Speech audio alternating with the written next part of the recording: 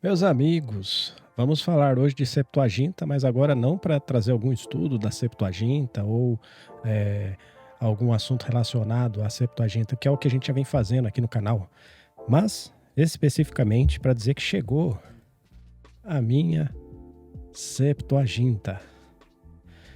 Levou um tempinho para eu adquiri-la, para ela estar em minhas mãos, mas aqui está.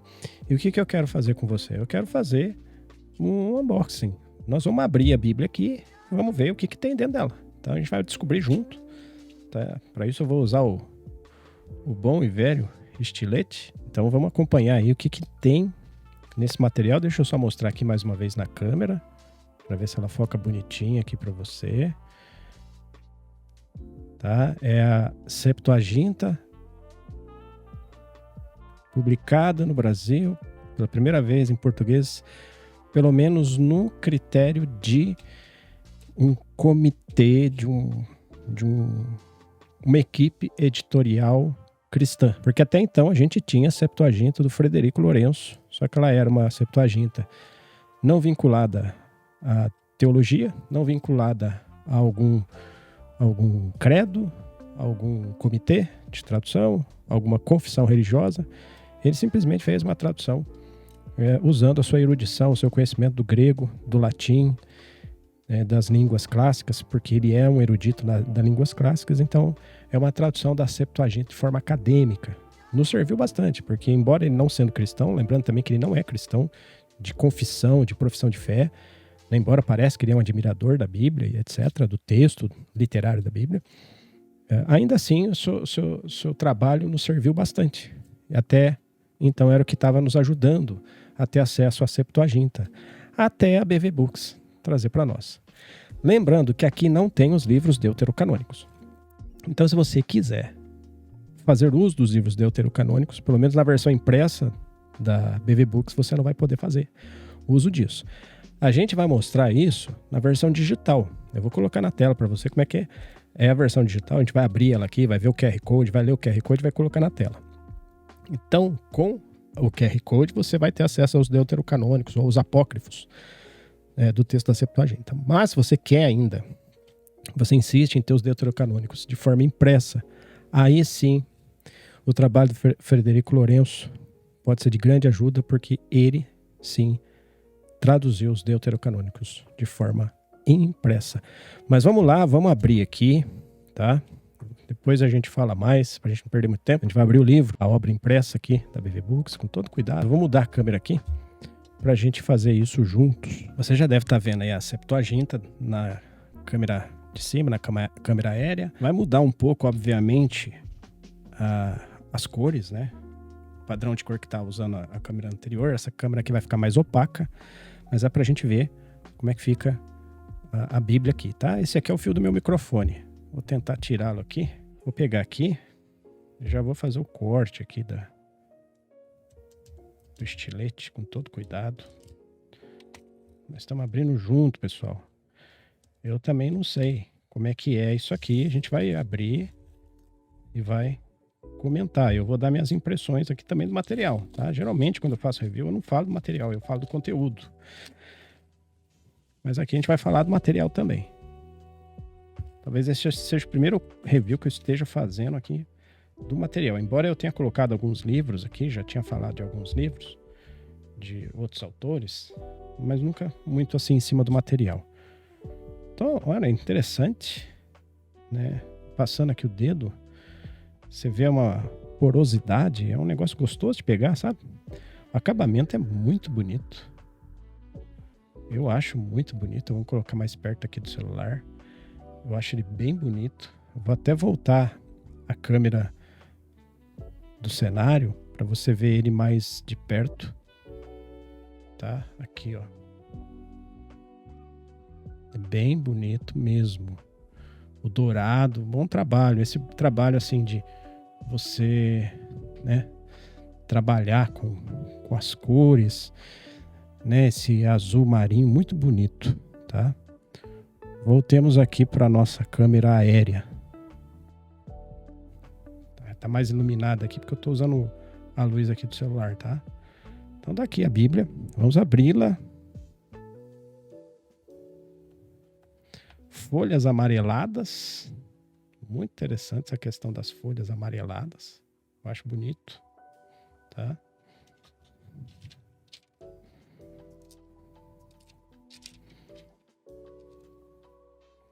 Né? Aqui tem os dados técnicos. Aqui já tem um errinho de impressão. Eu já fui o felizardo aqui, ó. De ter um errinho aqui na impressão. Panorama bíblico. Uma visão acadêmica e histórica do texto que moldou a fé dos apóstolos. Tem uma introdução, tá, pessoal? Eu não posso falar muito porque não li a introdução. Eu estou vendo aqui junto com vocês. Então, o que vocês estão vendo, eu também estou vendo. Então, até aqui eu não posso falar muito. Aqui ele está falando dos livros históricos. Provavelmente é aquela separação, né, do Pentateuco, livros históricos, os livros dos profetas, tá? Aqui ele vai estar falando do símbolo. Provavelmente ele vai explicar o porquê desse símbolo, tá? Levantando aqui para vocês verem melhor. Aqui uma conclusão aqui do assunto da Septuaginta com o cristianismo e o judaísmo. Acho interessante, tá? Tem bastante notas aqui, introdução, que eu acho que vale a pena a gente ter num livro como esse, né? Uma vez que vai dividir opiniões, principalmente entre os católicos que não aceitam que a Septuaginta não tem os livros deuterocanônicos. Então aqui, olha só que interessante, pessoal. Provavelmente são as citações onde elas aparecem exatamente. Eu acho isso aqui muito legal, né? Muito bacana mesmo. Deixa eu subir aqui e tirar do fio.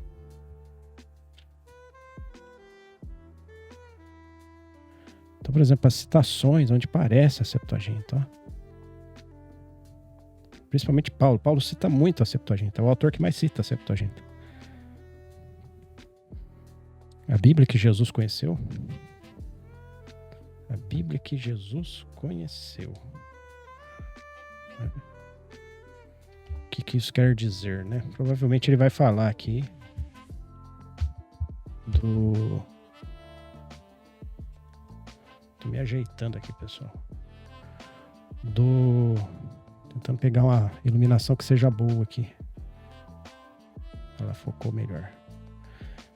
Do processo, né? Da Bíblia com a Septuaginta, com o tempo dos autores bíblicos dos evangelhos, a possível leitura de Jesus da Septuaginta na sinagoga. Tem gente que entende que ele leu em grego, tá? Tem gente que faz essa consideração da leitura dele em grego na sinagoga, porque se for seguir pela citação não tem outra forma, né? Porque é citado em grego aquilo que ele disse. Olha que legal. Aqui tem um processo para falar da Septuaginta, da sua origem. A gente fez 2 vídeos no canal, né, falando da história da Septuaginta. Se você puder, dá uma acessada lá e você vai ver quanta coisa bacana tem sobre a Septuaginta. A história da Septuaginta. E aqui os QR Codes, tá? Como eu disse, na minha impressão, eu não tive muita felicidade aqui, ó. Aqui não pegou legal. Não sei se esse QR Code vai funcionar. O cânon da Septuaginta. Olha só, aqui nós temos o QR Code para você ler a carta de Aristeias. Isso aqui é tremendo. Para quem estuda a história da Septuaginta, isso aqui é tremendo, pessoal. Bom, vamos lá. Aqui está o índice, ó. Não tem os livros apócrifos, tá? Aí os católicos piram, né, de que eles acham que isso é um erro, né? Eu não sei também por que tanto barulho, porque a Septuaginta ela não começou com os livros deuterocanônicos. Ela começou com o Pentateuco. Então, imagine se você tivesse só o Pentateuco, que é como realmente começou a Septuaginta há 300 anos antes de Cristo. Olha isso aqui, ó. Diferença sobre a Septuaginta, o texto massorético. A gente falou disso no nosso primeiro vídeo da história da Septuaginta. Há diferenças fundamentais, passagens, inclusive, que a gente cita ali. E aqui parece que ele faz um acompanhamento mais de perto de alguns detalhes. Tá? Olha só que interessante. Aqui, ó, ele está falando que no original, deixa eu achar aqui o ponto, não continha, no original da Septuaginta, não continha os textos deuterocanônicos.